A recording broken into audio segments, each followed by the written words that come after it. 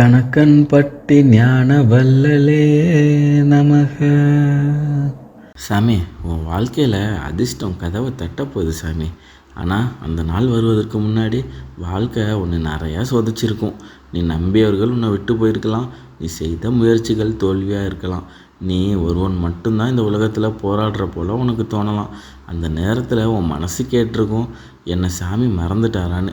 ஆனால் இந்த கணக்கன்பட்டி சித்தர் அருள்வாக்கு என்ன சொல்லுது தெரியுமா? கஷ்டப்பட்ட மனிதனை சாமி ஒருபோதும் கைவிட மாட்டான்.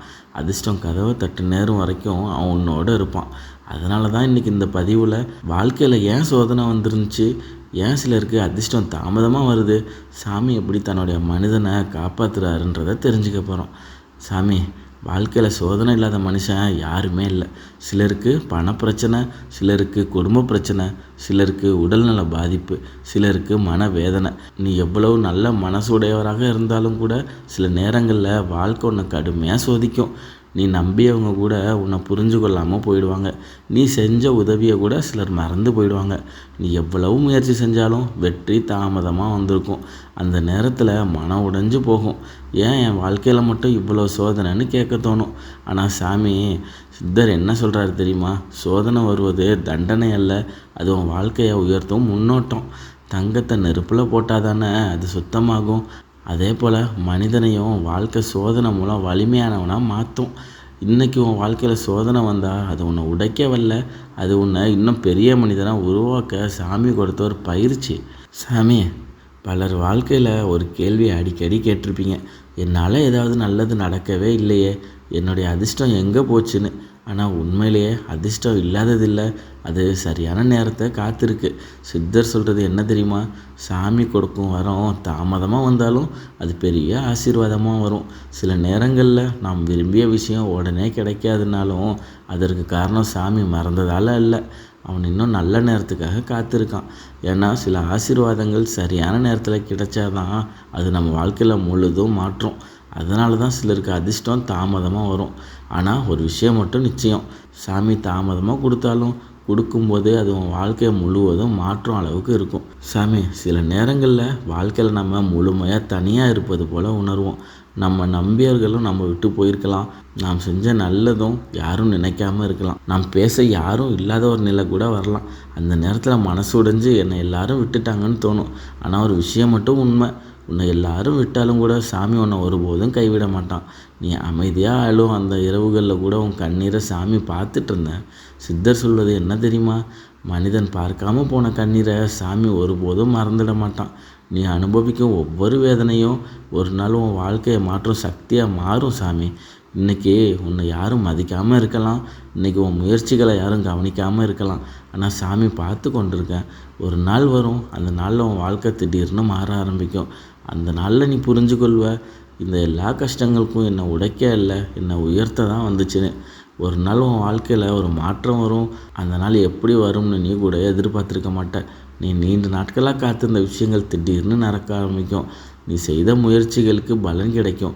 நீ கேட்ட பிரார்த்தனைகளுக்கு பதில் கிடைக்கும். அதுதான் இந்த சித்தர் சொல்கிறது. அதிர்ஷ்டம் கதவு தட்டு நேரம், அந்த நேரத்தில் வாழ்க்கை மெதுவாக மாற ஆரம்பிக்கும். சாமி, இன்றைக்கி உன்னை கவனிக்காதவங்க நாளை உன்னை மதிக்க ஆரம்பிப்பாங்க. இன்றைக்கி உன்னை விட்டு சென்றவங்க கூட ஒரு நாள் திரும்பி வந்து உன்னை பார்க்கலாம். அந்த நேரத்தில் நீ நினைப்ப, இத்தனை நாள் அனுபவித்த கஷ்டம் வீணாக போகலைன்னு. ஏன்னா சாமி கொடுக்கும் நேரம் சரியான நேரமாக இருக்கும். அந்த நேரத்தில் உன் வாழ்க்கையில் அதிர்ஷ்டம் கதவை தட்டும். சாமி, அதிர்ஷ்டம் வருவதுக்கு முன்னாடியே நம்ம செய்ய வேண்டிய சில முக்கியமான விஷயம் இருக்குது. எந்த கஷ்டம் வந்தாலும் மனசு உடையக்கூடாது. ஏன்னா மனம் உடைஞ்ச மனுஷன் வாழ்க்கையில் கிடைக்கும் வாய்ப்புகளையும் பார்க்க முடியாது. நல்ல எண்ணங்களை மனசில் வச்சுருக்கணும். நம்ம என்ன நினைக்கிறோமோ அதே மாதிரி விஷயங்கள் தான் வாழ்க்கையில் நமக்கும் வர ஆரம்பிக்கும். சாமியை நம்பிக்கையோடு நினைக்கணும். சித்தர் சொல்கிறது என்ன தெரியுமா? நம்பிக்கையுடன் காத்திருக்கும் மனுஷனை சாமி ஒருபோதும் கைவிட மாட்டான். இன்றைக்கி உன் வாழ்க்கையில் எவ்வளோ கஷ்டம் இருந்தாலும் நம்பிக்கையை மட்டும் விடாத. ஏன்னா அதிர்ஷ்டம் வருவதுக்கு முன்னாடி வாழ்க்கை கொஞ்சம் சோதிக்கும்.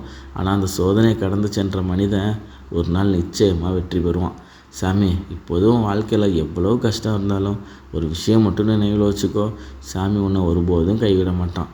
நீ அமைதியாக அனுபவித்த கஷ்டங்களை, நீ யாருக்கும் சொல்லாமல் சிந்திய கண்ணீரை அவன் எல்லாம் பார்த்துட்ருக்கான். சாமி, சாமி நீ எனக்காக இதை மட்டும் செய் சாமி.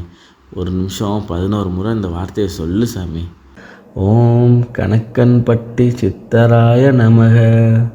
ஓம் கணக்கன்பட்டி சித்தராய நமக. ஓம் கணக்கன்பட்டி சித்தராய நமக. ஓம் கணக்கன்பட்டி சித்தராய நமக. ஓம் கணக்கன்பட்டி சித்தராய நமக. ஓம் கணக்கன்பட்டி சித்தராய நமக. ஓம் கணக்கன்பட்டி சித்தராய நமக. ஓம் கணக்கன்பட்டி சித்தராய நமக.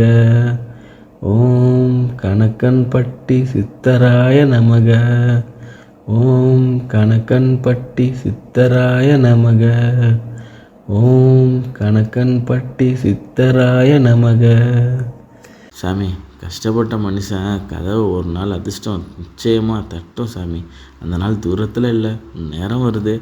அந்த நேரத்தில் உன் வாழ்க்கை முழுவதும் மாறிடும். நம்பிக்கை மட்டும் விடாத சாமி, உன்னோடு இருக்கேன்.